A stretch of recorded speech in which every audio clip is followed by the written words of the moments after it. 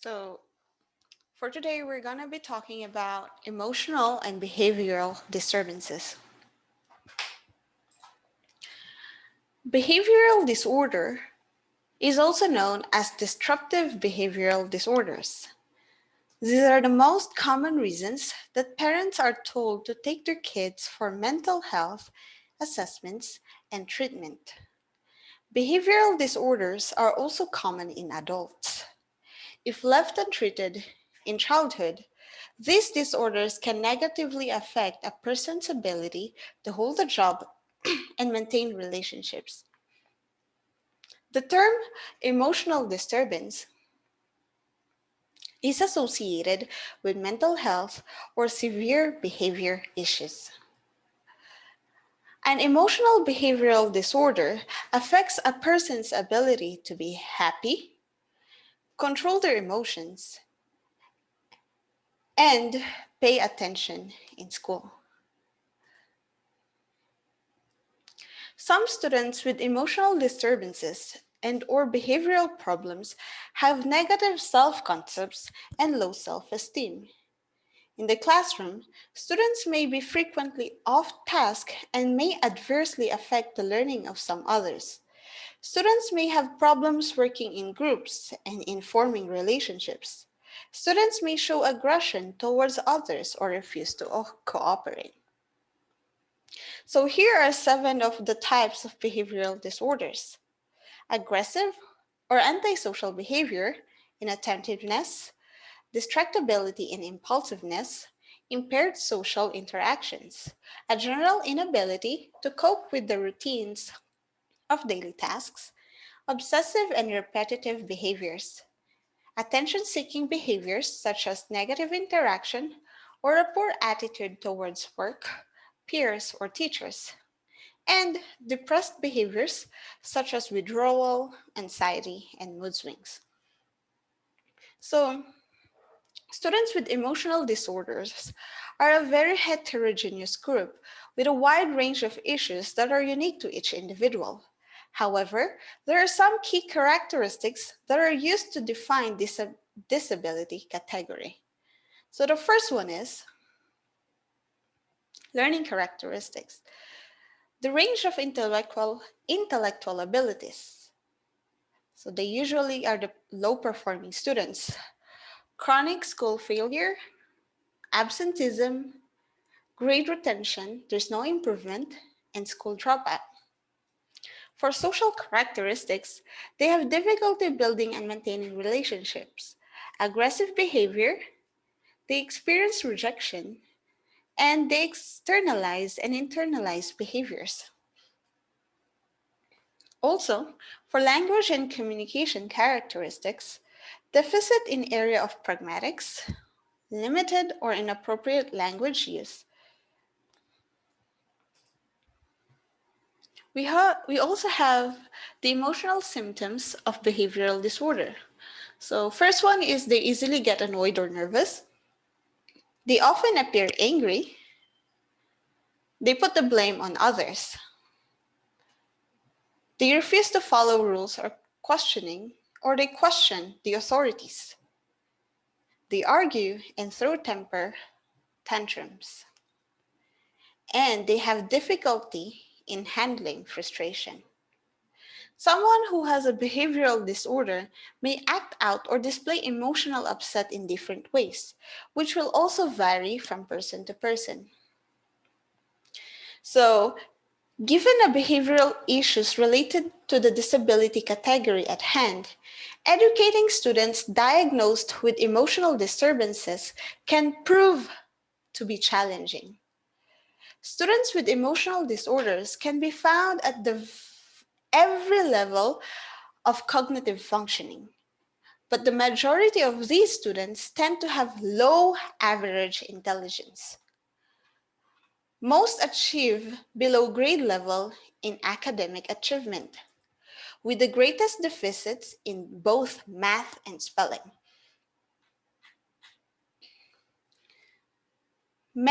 Many have coexisting learning disability of some type. Students that exhibit externalizing behaviors are at the greatest risk for continued deficit in academic functioning. Students with emotional disorders are less likely to attend post-secondary school than students in many other disability categories. So, for instance, a classroom disruption. Imagine the trouble created when a student begins crying uncontrollably or starts throwing a wild temper tantrum. What can you do as a teacher?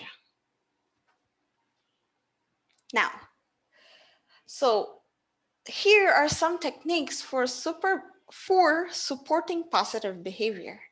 First one is token economy.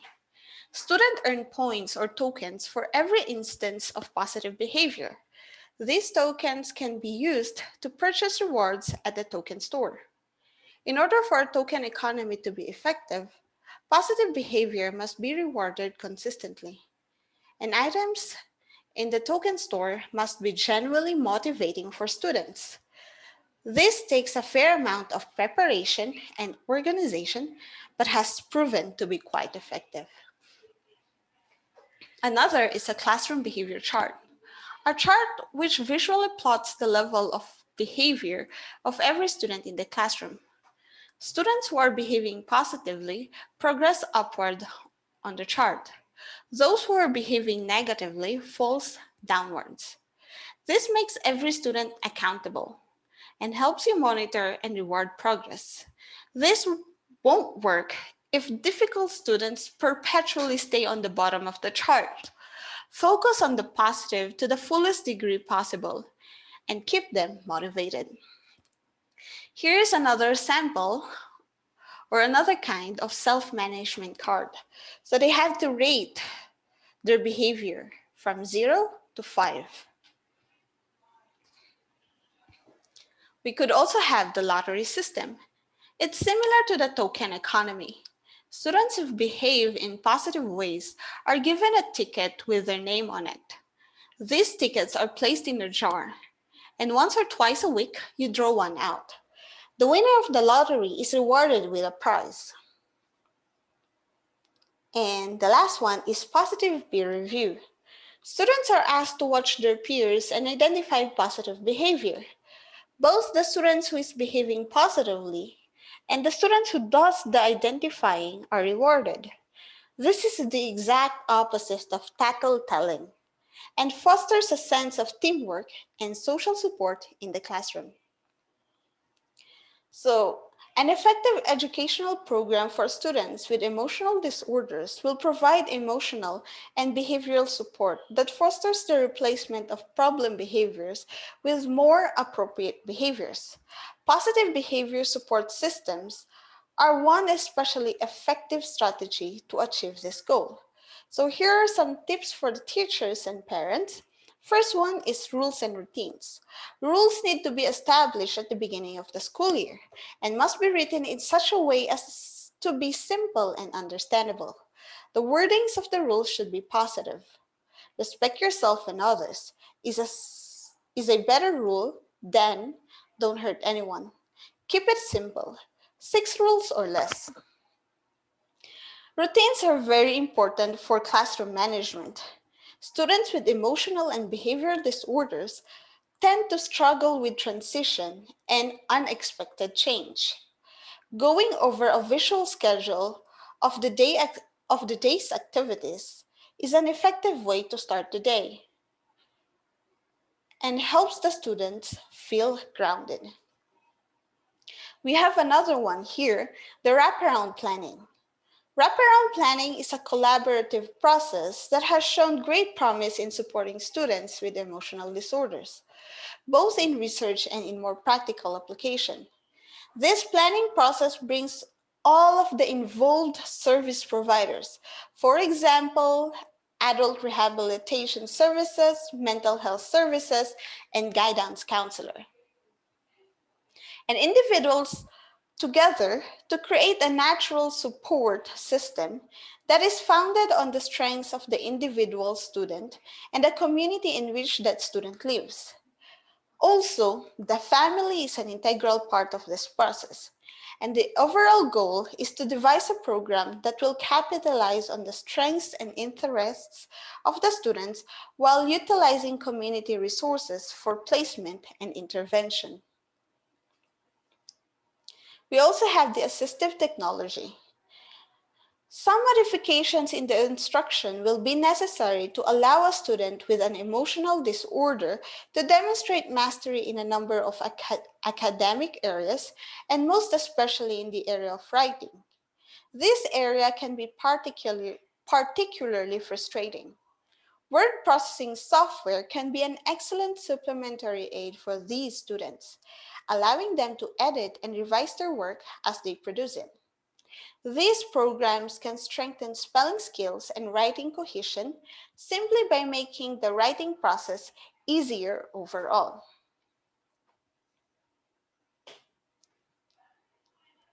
We also have functional behavior assessment and behavior intervention plan. FBA is a process in which describes a student's disruptive behaviors, looks for the reasons behind the behaviors, and offers intervention that teach new behaviors to replace undesired ones. The BIP target 123 the BIP targets 1 to 3 of a student's undesirable behavior with interventions that are linked to the functions of the behavior. Each intervention specifically addresses a measurable, a clearly stated target behavior. A BIP can include prevention strategies which stop the behavior before it begins, as well as replacement behaviors, which achieve the same function as the disruptive behavior without causing disruption. So you could click the link here and then check on more information about it. We have some other tips. So what do we consider for the instructional environment? First thing, you have to motivate the student. We have to provide a safe environment. We also have to arrange room for positive social interaction, provide structure and consistency, maximize academic engagement, use school-wide positive behavioral support, encourage cross-age tutoring, provide individual and group contingencies. Then, what do we consider for general education teacher?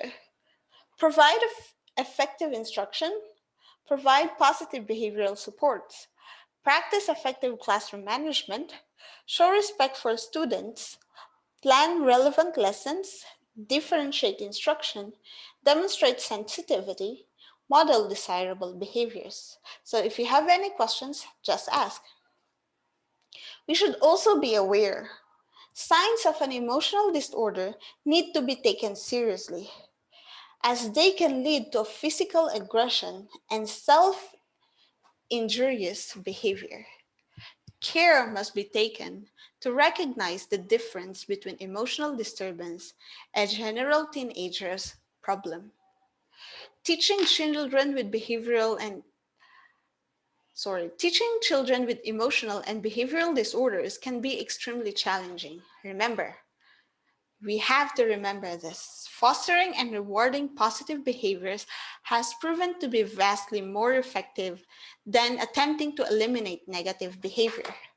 Punishment and negative consequences tend to lead to a power of struggle, which only makes the problem behaviors worse. It is not easy to remain positive in the face of such emotionally trying behaviors, but don't give up.